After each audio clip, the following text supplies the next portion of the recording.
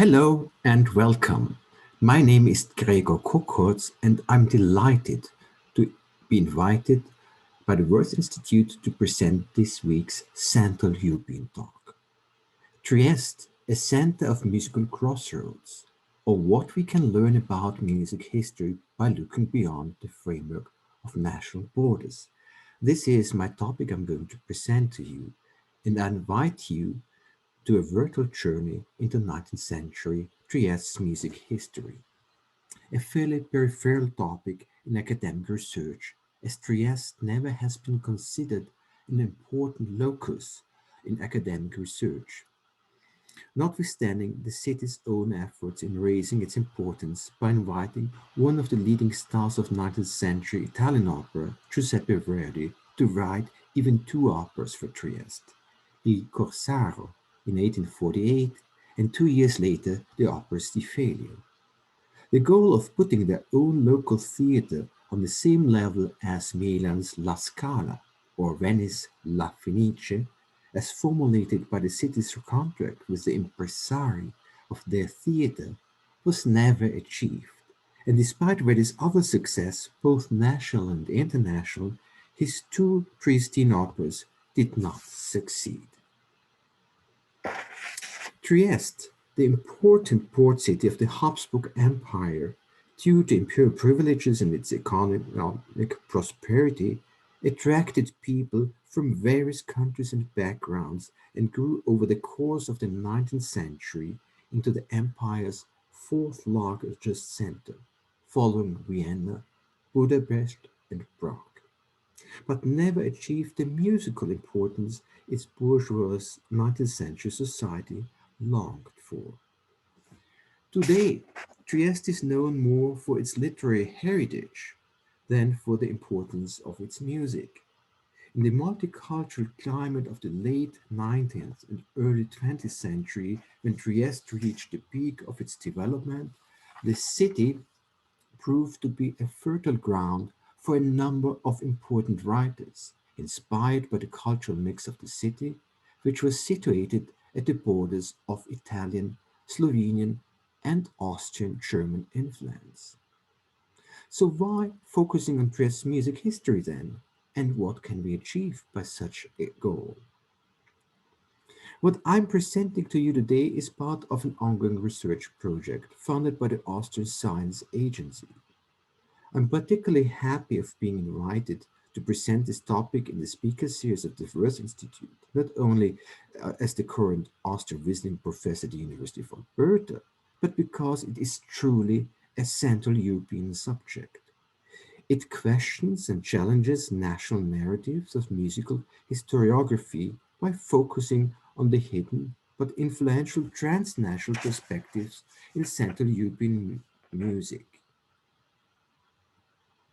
I will highlight such connections, focusing on the one hand on a specific historic subject, that is Trieste's music history of the 19th century, and by combining this with a theoretical and critical reflection on music history writing in Central Europe. I will show how different constructs of music historiography shape both the stories we are telling and our understanding of a given time, space, or biography. In this particular case, it is the story of a fairly unknown local composer called Carlo Ferdinando Lecchi, who had a major impact on Trieste's music life from the 1830s to 1860s as a piano virtuoso, a teacher for piano, and as a composer. Let me introduce to you this composer by presenting an excerpt of one of his compositions for piano. It is a fantasy written in 1829 by the then 26-year-old musician. This recording I'm presenting to you has been made in occasion of an exchange concert between the Conservatories of Graz and Trieste, which I organized a few years ago as part of my research. Lecchi works combines a fantasy piece with the popular 19th century genre of the cycle of variations, and it is presented by the young Triestine pianist Andrea Virtuoso. So I will play to you just a short excerpt from this composition.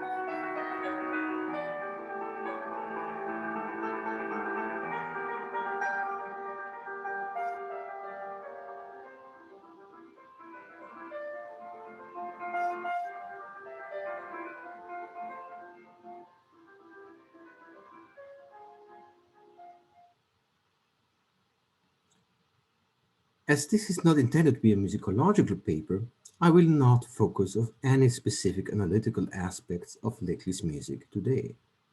Rather, I will interpret it from a cultural point of view as a document of self-representation by a young composer who starts his career in the late 1820s. The full piece, almost 25 minutes long, is clearly written for the purpose of self-representation as a pianist-composer. Like the earlier generation of composers, such as Mozart or Beethoven, and like other composers of his own generation, such as the two better known and slightly younger musical figures of Franz Liszt and Frédéric Chopin, for whom this model proved to be a successful model for their musical careers. Little's biography indeed mirrors that of many of his more prominent colleagues. A solid training as a pianist, stage appearances as a virtuoso on this instrument with his own compositions, a financial basis provided by his pedagogical work as a piano teacher, and the self-understanding of a fully fledged composer who tries to make achievements both in the symphonic genre and as a composer of operas. This last genre, as we will see, would become the field of the greatest musical success of Little. Beyond the self-representation, two further aspects of this document seem to be particularly relevant for our discussion here. The place of composition and presentation, that is Graz in Austria, and the name of the composer, Ferdinand Karl, and not Carlo Ferdinando Leclerc. Both aspects obviously point beyond the Triestine framework presented in the title and in the introduction to this presentation, and lead us directly into the theoretical question that is at the core of my reflection on music historiography. It is not the question of who Carlo Ferdinando Leclerc is, but rather what kind of images does historiography create about this composer? And related to that, why is a transnational Central European perspective relevant for such a discussion? The coexistence of two versions of his name, a German one, with which this early fantasy is signed, and the later Italian version, that of Carlo Ferdinando, bears some evidence not only for shifting life contexts throughout Lickli's career, but also for Lickli's own sensibility and adaptation towards different environments. It also gives a first hint of an ambivalence that may be inscribed into Lickli's biography. On the one side, a freely floating mobility within the Central European space of the Habsburg monarchy. This leads Lickli from his childhood Vienna to Graz, and later to a settled life further south in Trieste, where he arrives in the early 1830s and remains until his death in 1864. On the other hand, we see his shifting between two distinct cultural contexts, from a German to an Italian speaking context, as expressed in the adaptations of his own name. These two aspects also describe the lines along which different historiographical images of this composer have been created.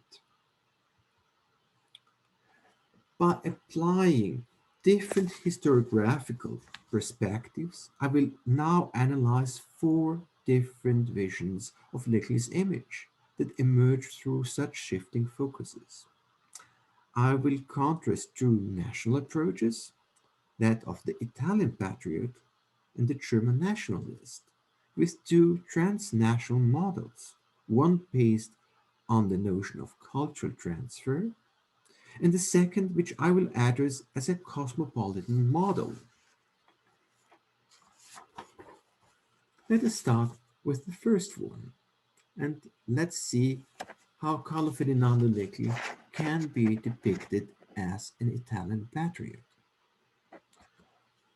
Amongst the many documents to be found in the Fondo Leclerc at the Theatre Museum Carlo Schmiedl in Trieste, in which most of Leclerc's manuscripts are preserved today, one finds the only existing photographic portrait of Carlo Ferdinando. More important than this fact and the photograph itself is the memorial notice attached to this portrait, which presents Carlo Ferdinando as an Italian patriot, remembered not for his artistic achievements, but for an overwhelming political success. It says, Carlo Ferdinando Leclerc, pianist and composer, author of the opera La Disfida di Balletto, staged with huge political success in the City Theatre in Trieste, the 2nd February of 1848. Leclerc's opera, which is the actual center of this memorial, notice, had been the most successful stage production in Trieste Theatre that year. It outstaged by far Verdi's first opera for Trieste, Il Corsaro, which premiered during the fall season of the same year but failed completely. At least part of Leclerc's success must be attributed to the popular plot based on a widely read novel from the 1830s by Massimo d'Azeglio, one of Italy's leading writers from that period. D'Azeglio based his historical novel E Torre Fiera Mosco, or La Disfida di Barletta, on a 16th century battle between French and Italian soldiers in the southern Italian port city of Barletta, and used the historical setting of this novel for a national discourse. Italian soldiers defending their honor become a symbol for the fatherland, La Patria, and for the unification of his politically scattered homeland. Thus, in the heated political climate of the 1830s, Tazzeli's novel became an overwhelming success, as did Leclerc's opera on this patriotic subject in the crucial year of the 1848 revolution. However, the photograph and the memorial note commemorating this glorious moment of Trieste theatre history constitute not one but two distinct documents from different times and of different provenience. The historical unit which they form in the eye of a spectator reveals itself as a construct of a historiographic interpretation. While the photograph is a document from Little's later lifetime, the memorial note is an addition from the early 20th century. It is a very good example that shows the interpretive power of historical writing. A historical event is put into an interpretive frame that produces a specific image and shows to us Carlo Ferdinando Lecce as an Italian patriot, as he is still remembered in Trieste today. This is a newspaper article in occasion of his 100th day of death in 1964. My second example, Ferdinand Karl Lecce, a German nationalist. As much as Lecce can be understood as an Italian nationalist based on the historical material from the Trieste archive, an analysis of the same sources equally allows us to construct his image as a German nationalist composer. Turner Festmarsch für großes Orchester, komponiert und dem Deutschen Turnerverein in Trieste gewidmet.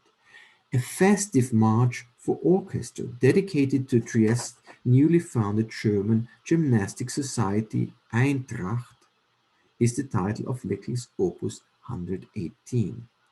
It was a musical contribution provided by the composer for the inauguration of this gymnastic society in 1864, one of Lecce's last compositions, as the composer died the same year. Turnen, a sportive gymnastic activity and the foundation of numerous gymnastic societies throughout German-speaking territories, was more than just a simple physical entertainment. Inspired by the ancient Greek Olympic Games and popularized by Friedrich Jahn, Turnen became a fast-growing mass movement from the time of the liberation wars against Napoleon at the beginning of the century, a German national idea of strong and healthy nation yet to be built. The foundation of such a society in Trieste in 1864 must be seen as a result of German national influences and adds to increasing nationalization processes in the Triestine area. As Turnen and the foundation of the gymnastic society must be interpreted in the context, so must Lecce's composition. A march for large orchestra placed prominently at the inauguration of the society, combined with the images of marching athletes, creates powerful images of German national presence. Such an interpretation of Lecce as a German national composer is even more justified by the fact that the Turner Festmarsch is not a single case in Lecce's musical oeuvre. Next to it, we find two other compositions of similar purposes. Two songs from Friedrich Schiller, Opus 190, and The Battle from Friedrich Schiller for a double man's choir, Opus 117, point in the same direction. It may even be performed on the same occasion of the inauguration of the Turnerverein in Trieste. Schiller wrote his poem in 1782 as a 20-year-old medical doctor in military service. His vivid and brutal description of the dying soldiers on the battlefield mirrors personal experience and critical reflection on the pathos of heroic death. His poem was republished in 1805 at the time of the Liberation Wars and now received a more patriotic reinterpretation, as the fallen soldiers of Schiller's poem were identified with the victims who died for their freedom in the defeat of Napoleon. Composers such as Schubert set Schiller's Schlacht together with other patriotic subjects from Klopstock into music. 50 years later, when Lecce used Schiller's text again in the Triestine context of the 1860s, it offered the potential for a new and this time very conflicting association and memory of recent battles. Schiller's battle description, in which the distinct cheering for victory is overshadowed by mourning over the loss of his own comrades killed on the battlefield in Trieste at the beginning of the 1860s, must be associated with the recent and brutal battles of Solferino and San Martino in 1859, in which thousands of soldiers died. The inhumanity of these battles inspired the Swiss businessman Henri Dunant to found the Red Cross.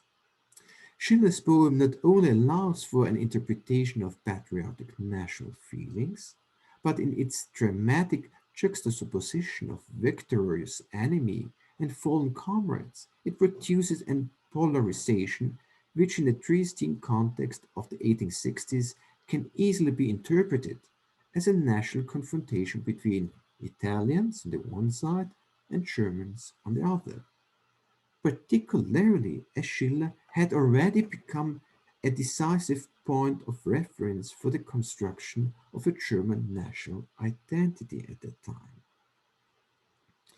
1859 was not only the year of the Battle of Solferino, but also the 100th anniversary of Schiller's birthday.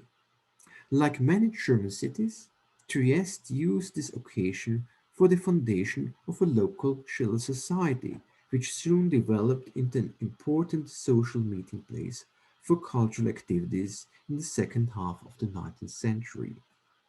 Trieste publicly celebrated Schiller's centenary with a torchlight procession, which in the local interpretation was regarded as a manifestation of German identity. We feel as Germans, we consider ourselves to be a strong link inseparable from Germany, but we also have received a warm heart capable of ideal purposes. This is how the local press commented on this event.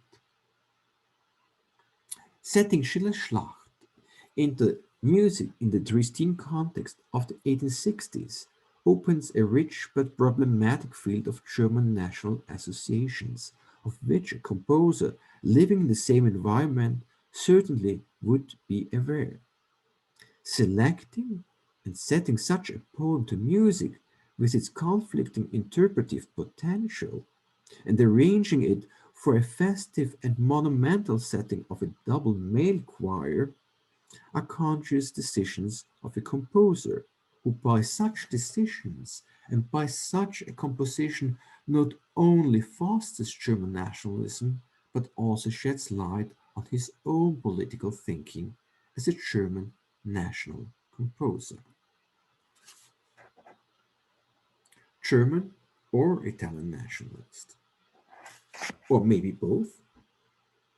Lecky's biography provides an excellent example that illustrates the problematic shortcomings of the homogenizing paradigm of national historiography, which can neither acknowledge nor explain the most crucial aspects of Lecky's life and work. And national historiography may well portray Lecky as an Italian or a German nationalist, but it will necessarily fail to bring the two nationalisms together into one coherent image. The national construct of history only becomes meaningful through omissions and exclusions of essential contents. Lecky's biography, and here his life story may stand for many other similar examples, in its entirety produces contradictions within the framework of any national historiography that cannot be resolved. But precisely such circumstances that go beyond a frame of national historiography make this Triestine composer an interesting case study. It requires a shift of perspective, a historiography that extends its focus beyond the national and deliberately focuses on border zones and areas of transition, such as Trieste. By focusing on the margins and the areas in between the different national frameworks, new subjects and new questions will emerge. A historical figure like the Triestine composer Leckie becomes only visible through such a shift of perspectives. Furthermore, Lecky's case even proves the relevancy of extending perspectives beyond present-day national borders for a national historiography. Because relevant sources, in Lecky's case, documents that relates to the music history of Graz in the 19th century, may not be found in an Austrian, that is Styrian, but in a Triestine, that is an Italian archive. People, particularly of the 19th century with its increased mobility, did not feel restricted to present-day boundaries, which existed neither in their own mental space nor on the 19th century Central European map. Historiography needs to adapt to such historic realities. This is indeed more a question for music historiography than for a general historiography. A cultural and a musical history of the Habsburg Empire has yet to be written. If one looks at the intermediate area and its dynamics, and, instead of focusing on question of national demarcation and process of exclusion of border areas, looks for interactions across borders, then Trieste attracts the special notice precisely because of its peripheral position. Located at the cultural intersection, it becomes a crucial place of mediation. Referring to composers such as Lecky is essential, not according to his classification as part of national paradigm, but considering his field of cultural references and his social networks. How was he able to build his business connection to record in Milan, where many of his compositions for piano have been published?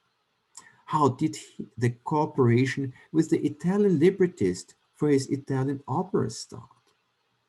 Altogether, what did his social network look like, and what conclusions may be drawn looking at his social interactions across cultural borders? A collection of 100 short preludes for piano dedicated to his friend, the Slovenian piano teacher Serafin Tomicic, was written in German. The Tabula Gratulatoria, which was given to the composer in 1855, is written in Italian and features contributions from a large number of mostly Italian musicians. At this point, Licker was 52 years old and had spent about half of his life in Trieste.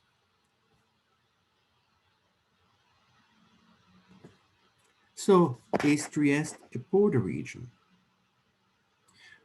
Borders raise the risk of unhealthy fixations and on difference and otherness. Borders raise the risk of unhealthy fixation on difference and otherness. This is a quotation from Maria Todorova related to the subject of her research, the Balkans. But this sentence may be equally relevant for Trieste in history in the 19th century. This question occurred to me for the first time when I compared the Italian and the German version of Angela Ara's and Claudio Marchi's study on Triestine literature. Trieste is depicted by the two authors as a linguistic, cultural, and ethnic border region characterized by a heterogeneity of many different elements, which however never melt into a single unity, but remain as an irresolvable contradiction with forms which forms the stimulating substrate for the Triestine literature. While the original Italian version of this book is titled Trieste, an identity at the border, and makes reference to cultural identity of a border region, as we have just discussed Trieste, the title of the German translation introduces a radically different concept, not any longer a place at the border, but a capital, not periphery, but center. From an editorial point of view, it may be just a slightly better sounding alternative chosen in order to catch the attention of an audience. However, From an academic point of view, it implies a radical shift of concepts. Now, is Trieste indeed a border region? Maybe this is not the best question to ask, and we might get better answers if we ask a slightly different question here. For whom and from which perspective does Trieste assume the role of a border region? This is a question that relates not only to the subject itself, nor to geography or political realities, but reflects of how academic research frames and places its subject. The question may be easily answered from today's perspective, with a focus on the 20th or 21st century, but it changes significantly with a shift in time and the focus on the 19th century. The political border disappears, yet we may still continue to operate with a model based on the concept of cultural or ethnic border, as the Aros and Marcus studies does, or as I did in my own research, framing Carlo Ferdinando Leckel as a composer between two different worlds. Yet, when we focus on the biographies and the statements of Trieste's 19th century political and economical elites, for whom Leckel used to work as a piano teacher, will look without success for such descriptions. Triestine elites did not perceive the city as a border area in the periphery. Rather, they assumed a cosmopolitan model and placed themselves in a center of international trade relations. Due to its nature as a port city, Trieste's economy was based on trade. Its merchants relied on often far-reaching international relations and were familiar with cultural life of European capitals. We may even go a step further and pose the question if such a cosmopolitan model can be equally applied to other subjects, for example, to the analysis of a Triestine composer. Looking into Leckel's economic activities, we may find similar patterns. Reaching out to the two prestigious musical editors, Ricordi in Milan and André in Offenbach, and organizing the presentation of his own oratory in Vienna may be better understood from this cosmopolitan perspective rather than from an understanding of cultural border crossings. Reaching out and building economic ties with different important international stakeholders was motivated by the idea of generating both income and social prestige.